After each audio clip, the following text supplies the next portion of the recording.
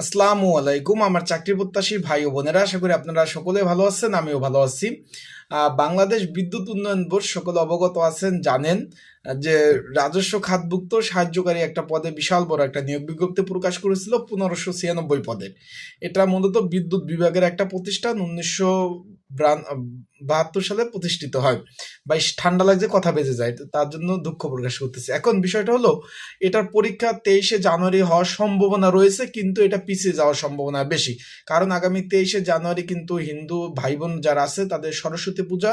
তাদের সেই পূজার সময় নিয়মাবলী রয়েছে, তারা লেখালেখি করতে পারবে না, কোনো ধরনের পরীক্ষা দিতে পারবে না, কোনো ক্লাস করতে পারবে না, কোনো জুতা পরতে পারবে না, এই সব নিয়ম কানুন রয়েছে। যেহেতু ধর্মবর্ণ নির্বিশেষে সকলে আবেদন করার সুযোগ ছিল, তাই তারাও আবেদন করছে। সেই ক্ষেত্রে পরীক্ষাটা পিছিয়ে যাওয়ার সম্ভাবনা রয়েছে।